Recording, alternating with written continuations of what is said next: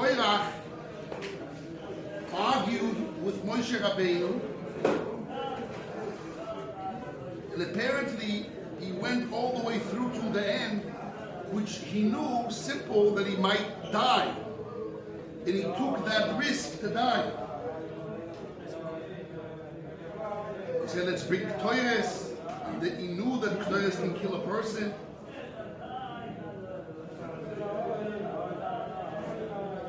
Bringing Torah is just out of the pleasure of it, right? It's What? not to atone for anything, it's just for the pleasure.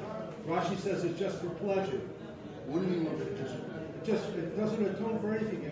The mitzvah, everyone wants it because it's such a pleasure. It's so pleasant, it's so wonderful. It's such Torahs itself. yeah. I just want to say the stages. So Moshe Rabbeinu spoke to him, says, Hashem already designated you as Levites. What are you fighting for? And if you want,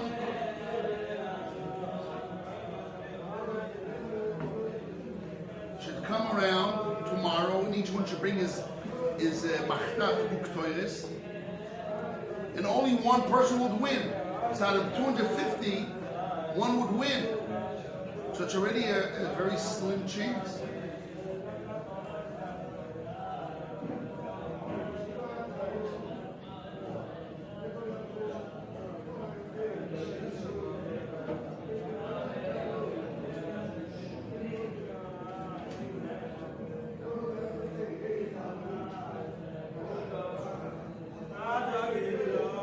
So Rashi brings down this question.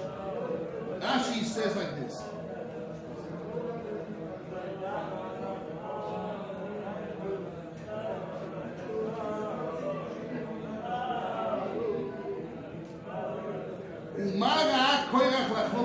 What Korach saw to argue with Moshe?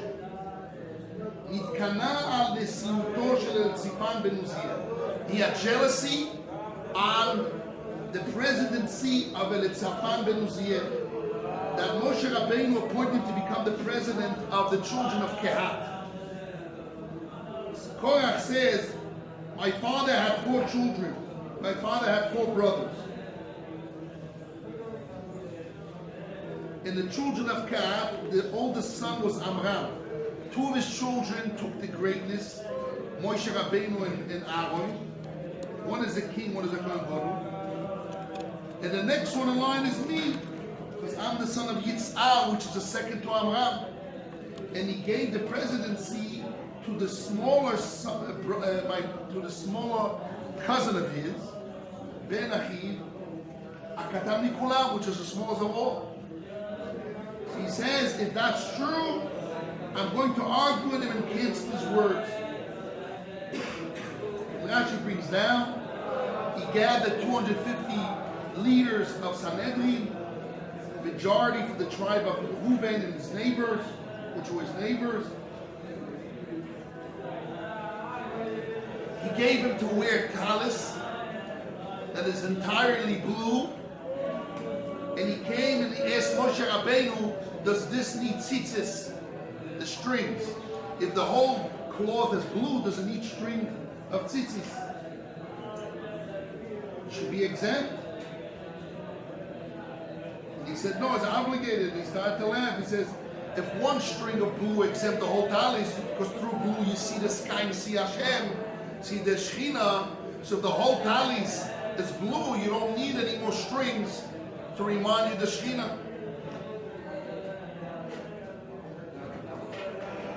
This is what it says here.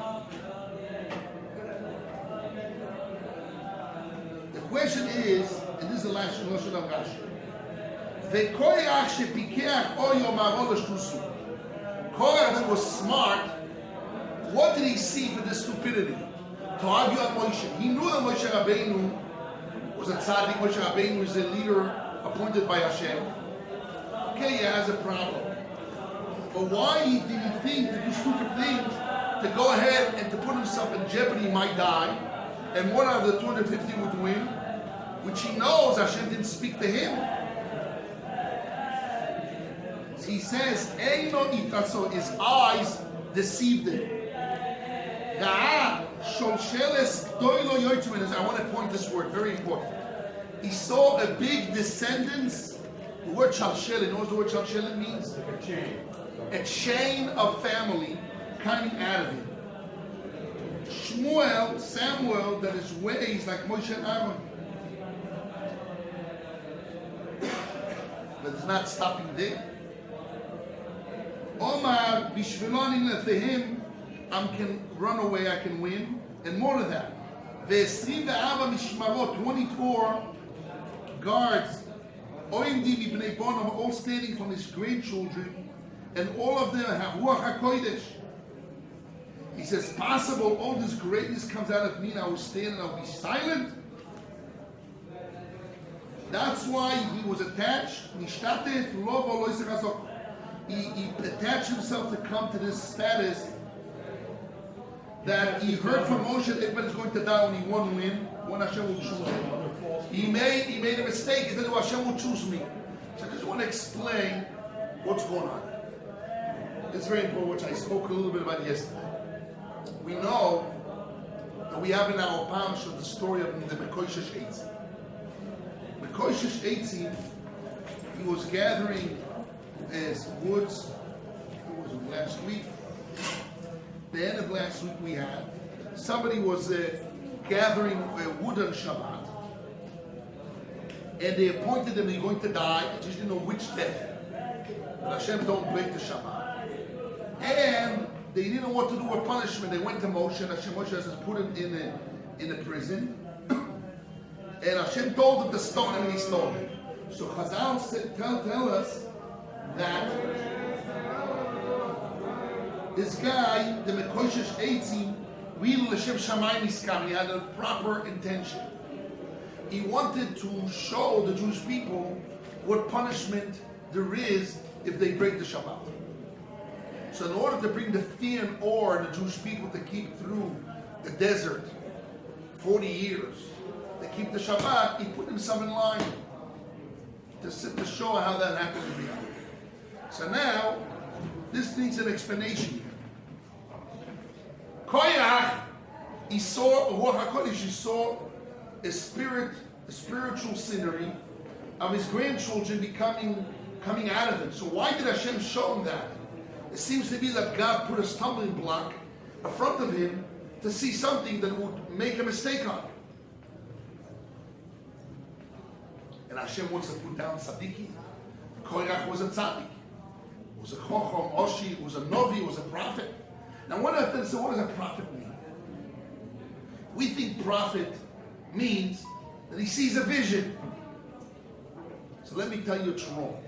The Rambam explains in length in Moreh Nevuchim and other places that there were schools of prophecy. It's called Bnei HaNeviim, the children of the prophets. If you look carefully in the prophets, in Shoiftim and other places, in Samuel and Kings, we see many places. Or we see in Ovadia, Yishachar, Bnei HaNeviim. What are some of the children of the Neviim, of the prophets? There were schools to learn prophecy. What does it mean you learn that? It means you have to prepare yourself and your midos and your knowledge of Hashem to become a prophet. Although prophecy is a present from Hashem, it does not depend. You cannot say, I want prophecy, it's Hashem's gift. But you have to be prepared, your body and your mind and your understanding of Hashem. I said, we prepare, you have to be in a situation in order that the Spirit will come on you. Yes? Rambam explains prophecy being the perfection of the imagination, intellect, and morality. Once a person has perfected those three traits, he becomes a prophet. So you hear? Morality, Imagination, morality, imagination, and intellect. So here, Koyach has to be all balanced in his intellect, his morality, and imagination. And how come? And that's what Rashi's question. How come he found such stupidity? And what's the answer? He saw prophecy. How can we rely on a prophet? Because since he's all balanced, so his vision that he sees, he knows how to interpret it in a proper way. So Koyach should interpret this in a proper way. And Hashem gave him the vision to put him down. Does it make sense? So if Korach was a prophet, according to certain midrashim, Korach was an equal prophet in the level of prophecy as Moshe Rabbeinu.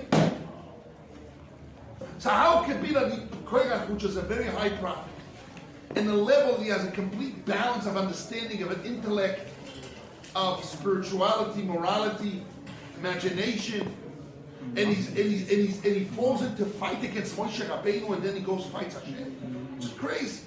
Doesn't make sense. And the answer is, I was thinking yesterday, the other day, according to my father's blessed memories, understanding, he explained that since the Pia Adama, the mouth of the earth, was created on Erev Shabbos and Ben HaShoshos, must be that this is a piece preordained in the master plan of Hashem, that it needed to happen. Somebody had to be like in the Mekoshesh Eisim Hashem Shamayim, to ask Moshe Rabbeinu and to doubt the authority of Moshe Rabbeinu. So if Korach had the intention of Hashem Shamayim to bring out of the entire world who know that Moshe is a Torah emes, he would win. But Korach's position came out from a point of jealousy. And the Torah revealed that it came from the wrong position. So since it came from a position of jealousy, not from the proper morality. So because of that, he failed. So instead of taking the prophecy that's coming and said, listen, Moshe Rabbeinu, how can you do such thing? Doesn't make sense. I know that my descendants have become great people. So explain me what's going on here.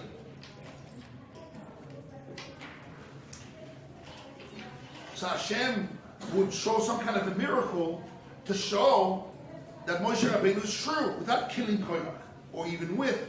Like the Mekoshesh, he had to die. Because his whole goal of the Mekoshesh was to put fear in the people, and only through his death he was able to put his fear.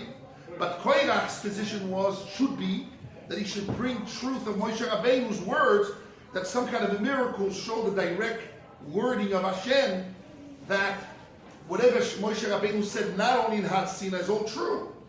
Not necessarily that Korach has to die. But Korach took it the wrong way. Korach came from a position of jealousy. So instead of pushing the question as a true question, listen, Moshe Rabbeinu doesn't make sense to me. He fell into the pit of the wrong ideas. And he fought against Moshe Rabbeinu in the way that he made joke of the Torah. And he started making, and he talked and he came out of Koyas. He starts, a heretic started arguing with the whole concept of Moshe Rabbeinu. And what happened to his children? His children, right before they died, they did tshuva. Hey, what's going on? And they stayed alive, and they came out of them. His greatness came out of them. They did tshuva. That the proper balance. And this is something very important to understand. The midos, the character in our being, breaks our ability to see things straight. And without Mussar, without learning to afflict ourselves, Mussar, we're not able to really see things properly. I said it many times. There is a Hasidus called Breslov. I'm not talking about against Breslov. I'm talking about against the concept. I said many times a story. I went with the Yeshiva to a trip to some fountain. So I'm going down there and I see a woman with her children, little kids. She's bathing and taking out of the water. And she says to me, Rabbi, explain to me. I have a brother. He said Tikkun HaKlali 100 times. He flew to Uman 10 times. He can't find his shidduch. What's going on? So I told her, is it true that your brother is a very angry person? No. That's why he's not married. You're a prophet? He's not a prophet. You can go all day long to the mountains, to the valleys, and to these pointed and read 10,000 times Tikkun HaKlali. But there's nobody there to afflict you, to change you. You're going to be the same old problem. Nothing changed. And women see it from far. They see an angry person. They see a person that's a selfish, egotistical, centered person. So they don't want to be near him. That's why you're not married. So how do you really grow? A growth is only through others. A person doesn't see, and Adam roe nige atzmo. A person doesn't see his own blemish. But you can see somebody else's blemish. Somebody else you can see very quickly, very easy. You can now list all the bad things about your friend, about your rabbi, about this guy, about somebody else. You can have a big list right away, very quickly. You can see through and say exactly what's wrong with it. But about yourself, no, I'm all okay. I'm a little bit here, but I'm all okay. And the little things that I have is not really me. It's a little bit of fall downs. It's not really my essence is great. And your friend will tell you, no, you're a pattern, and I know you, I can prove it 100 times, and this and your wife will fix you. That's the goal of a wife, to fix a person. So when you get married, the goal of getting married, not only to bring children. Okay, you already married off your children. You divorce your wife now. No, the goal of a wife is to fix you, to tell you Mussar, to uplift you. If you understand that, that's a goal. She tells you in the right way. The goal of the yeshiva is to have Mussar yeshiva. So somebody else tells you off. But not tell you have to put you down. Oh, I'll put you down now, I'm better than you. It's to uplift you. You have to work on your cause. You have to work on your anger, on your gaiva, on your pattern this. That's the goal. So without having an external person that is really, you see that he really wants to grow, and that you can accept from his Mussar, like a wife, which is with you, or a friend that is in the yeshiva. And we have to build this atmosphere. An atmosphere in the yeshiva that is an atmosphere of growth. That people are searching for growth. And the searching for growth means what? If somebody tells you off, doesn't mean he wants to put you down, now he's the king. He tells you because he loves you, he wants you to grow. And he tells you the way out of it. You know, I think if you do this and this, you can break your pattern here and there. You can tell him off. And other things, you're there to help each other. There used to be in Yeshiva Mussar until today.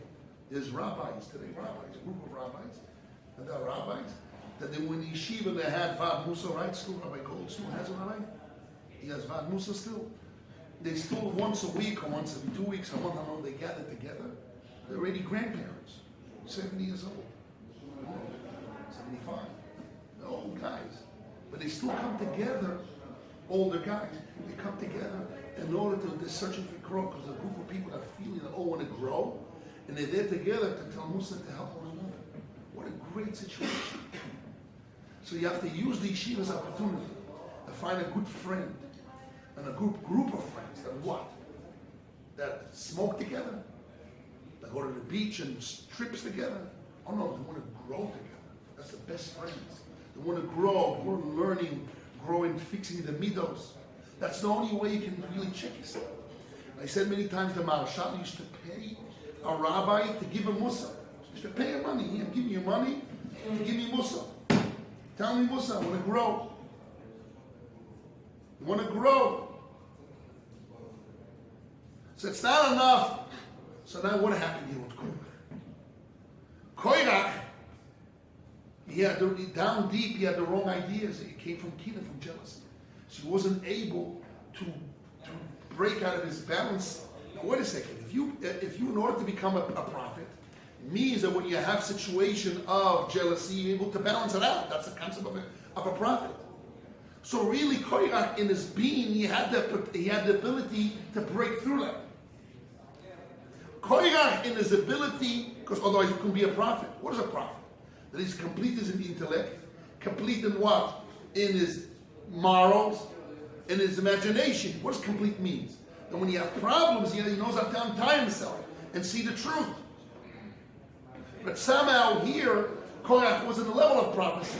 And he saw the prophecy, and Hashem required him to come to a higher level, but he fell through, he couldn't produce. And he failed. So if Korach failed, where are we? We expect ourselves not to fall? No, we're smarter than Korach. We're better than Korach. Very hard. So Hashem is teaching us, the Torah is teaching us for us to grow and to learn from it. I just want to explain 2 points on it. The Muslims, but the Muslims, they look on the prophets and the Torah are complete people, complete holy people. They don't see fallacies. And the Judaism is the opposite. The whole goal of the Torah is to teach you that even the most greatest people on earth that were ever on earth, which many times in their lives, or sometimes the entire life, were tzaddikim. And on the level of prophet, the entire life, they're able to untie themselves and see the truth. Yet, they came to a certain position in their life that they failed. And Hashem demands from them still perfections. And Hashem demands from every one of us to be perfect. Oh, what do you mean, Rabbi? Do the best. Imagine it'll be a quarter, a fifth, a tenth, 1/20th, 1/100th of koyach. 10 days I'll be completely pure. Wow. It's almost impossible, right? Koyach all his life was pure. He was a prophet. All his life. Just one time, the personal issue, he got knocked off. Couldn't stay at the Tziyon, the test. It's a big lesson for us. If we're not going to learn every day Mussar, the language of Yeshivah. If a person doesn't learn every day, not once a week, once a month, every day, and if you really understand who our body is, it has to be 5 times a day. You should take those pills every 2 minutes. You're afraid? It's such a hard life. It's very hard to balance us out. So without having Mussar every day would be slapped with sfatayim dokot, is the language of Yeshivah, with lips, with litten lips, with the storm of your spirit and your heart, learning the Torah and Mussar and thinking how to perfect yourself. There's no chance that you can succeed in this world to become pure and serve Hashem with a pure way.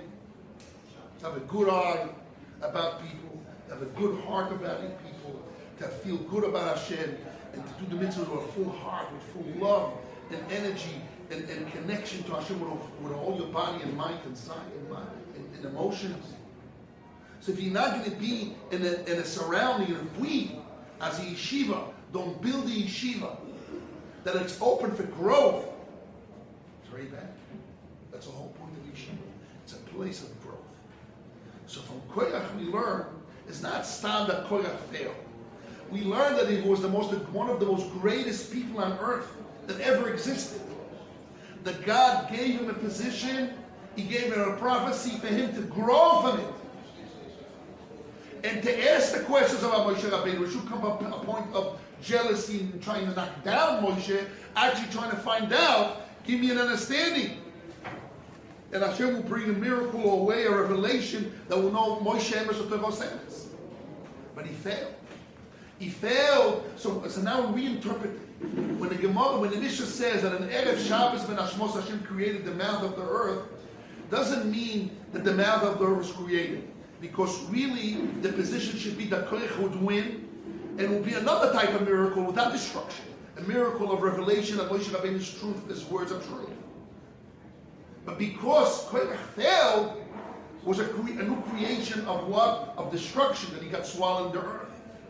But if Koyach would win, and if Koyach would see the prophecy come to Moshe Rabbeinu, our Rabbi teach us, explain to me how this prophecy and this emotional problem that I see here, explain what's going on. I don't know, with a question, with understanding, and Hashem, and Moshe Rabbeinu come to Hashem, listen, this question has to be solved, because for the next generations, this question will become upon. So how do we know whatever I said it came from Hashem? So Hashem, you have to, for the sake of the benefit of man, the love that you have for man and the Jewish people for all those continuing years, we need some kind of revelation. And a revelation would come, because it's part of the master plan of Hashem, that Moshe is of the Yosef. But Koyach didn't produce. The jealousy threw him out. He fell the test. And he fell down. Instead of asking the question, he came to knock down Moshe Rabbeinu. He got everybody to wear those talents of Cheles, and he asked Moshe Rabbeinu, and he gave an answer, he laughed. So he showed by laughing, what is laughing doing? Laughing causing the people to put down somebody else, and to mock him down, and to change people's opinion. The Nazis, how they got rid of the Jewish people? If you go down to the Shem of Namakas, the first group, there's a lot of books, of comic books against the Jews. So when people come to the Shem of Namakas, I explain to them, or those that come and give an explanation, that the first room is the room of the comic books, and the joke books, and the Jewish people. Why? Because in order to make people to do such terrible acting and read, and even to drink whiskey, after they sat down with all, Hess and Eichmann, they sat together, all together, with Hitler and everybody together, and they made a decision for the final final solution of the Jewish people. They sat down and had whiskey, drinking with a full happy heart. So how can people come to such level to do such cruel act and kill millions of people in such cruel way, to just perish them? It can only come that had a ground before that change people's values through jokes. So the beginning of all is what? Is the jokes books. Those joke books are the most serious, dangerous vessel that is at the basis of all those destruction in the end. That's the beginning. The Gemara says that Katlei Tzanim, the group of jokers, they don't have a share in the world to come. Cannot have a joker. Jokes is a very dangerous vessel. Newspapers, jokes, they make jokes, is a very big killer. Because with a joke, you can with a real spin, with a very wise way to hit the point. People see it and they laugh, and then when they open their mouth, they can shove everything, whatever they want. All the crooked things you can shove it. Because they laugh, you open their mouth, you shove them in, whatever you want. And then you can put down and change people's ideas.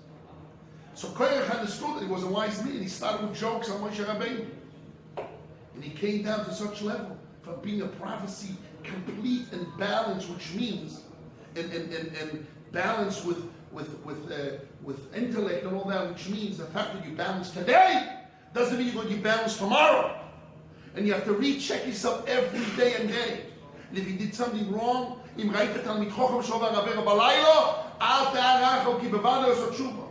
the Talmid Chacham that even you saw him sin at night? Don't think about it. What do you mean? He fell down. There will be yesterday who says today is a Talmid Chacham. Because the definition of a Talmid Chacham is Mussar. Divide away tonight, when it comes the night before he goes to sleep, he starts checking his action. He's doing tshuva. Right away, for sure, probably did tshuva at night. That's a Talmid Chacham. A Talmid Chacham doesn't mean he's a smart rabbi. He has the knowledge. Talmid Chacham means always checking himself to do tshuva, to repent. Checking his deeds. There's a lot of people with wisdom. There's a lot of professors. There's a lot of rabbis who call them professors. Of course, they're just collecting knowledge. Great, they're smart people. Doesn't mean anything. It means zero. Without Mussar, without always checking themselves and perfecting themselves, there's no value. Either as smart yesterday as a smart today. And all the big Talmidei Chachomim, which all of them are sitting here in our closets, all the students and the people around them testify. They were tzaddikim, righteous people. They're always checking themselves, rechecking to learn Mussar every day, sometimes twice a day. Sometimes they used to check themselves all the time. And that's really the essence of the yeshiva. The essence of the yeshiva is what? Is a place that we're searching for truth, and we're ready to accept Mussar from your Rabbi, from your friend, from your students, to grow. This is our goal. Is to create an atmosphere, create a yeshiva, a place of real growth.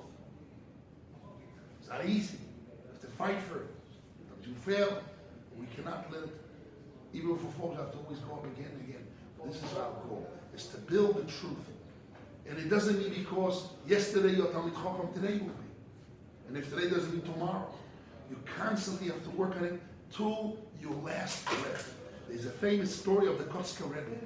Before he died,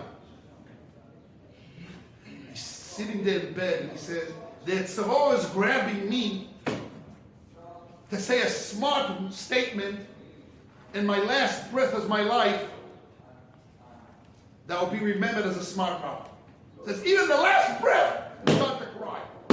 The last breath of my life, I'm sitting at the table, I'm sitting with all the machines in the hospital, my last breath, and all the students around me.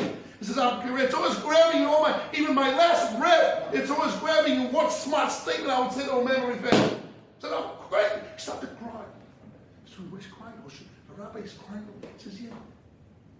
The last breath of my soul is from birth. We say every night. Ashkiveinu Hashem Elokeinu, what do we say? V'atzileinu, rescues. Rescue ourselves from the Yetzirah. Milfaneinu machareinu, in front of us and back of us. The Yetzirah is in front of you, is taken from your back, from all around. Wherever you go, Until you become a rabbi, he's already spent. So now you have to show that you're a smart rabbi, is it? You have to control, show covet, anywhere you go, till the last breath of your mouth. And if constantly you don't work on building, perfecting yourself, and learning Mussar, and changing and growing, there's no chance you will succeed. No chance whatsoever. On Yom Kippur, there has to be so salanta. What is the Kabbalah you accept upon yourself during the year? To learn more pages of Gemara, learn more Mishnayos? No, Mussar. Learning everything Mussar. Because that's the foundation. Without Mussar, there's no chance for us to succeed. Koyrach, prophet like Moshe Rabbeinu. All his life was maybe 100, it was 90 years old by that time. It was the age of Moshe Rabbeinu. They were maybe 80, 84, 85 years old. That's how they call his life. The Levites never worked in Mitzrayim, as the Rambam said. They were learning Torah all those years. So Koyrach in Egypt was learning Torah. Koyrach was a Talmid Chacham, was a tzaddik, was a Oshi, was a Chacham, was a prophet. In the last days of his life, he failed. So, how much we have to pray. And this is what Rosh Yeshiva says in his Sefer Ilui Mordechai. It's not, and it brings down the Rosh Hashanah. It's not enough to learn Torah. It is not enough to learn Mussar. The third thing, you have to pray to Hashem to succeed, not to fall, and not to fall to itself. To daven to Hashem. Without davening to Hashem, it doesn't work. Hashem, help me. I don't have the energy. Help me. I'm trying. But give me mercy that somehow I won't fall. Have mercy on me. You have to daven with tears for your eyes. Hashem, I know that's always in front of me, back of me, below me, above me, all my around. I can't. Help me, Hashem. Help. Give me mercy. So it's not only learning Torah. It's not only being in an atmosphere of Mussar. It's not enough learning Mussar. You have to beg for Hashem. You have to beg for mercy from Hashem. You have to daven to Hashem. Hashem, give me that strength. Have the mercy that I'll succeed. Should all be zoiche. To have the rachmei Hashem to succeed and to be in an atmosphere of growth and really grow and win in our lifetime.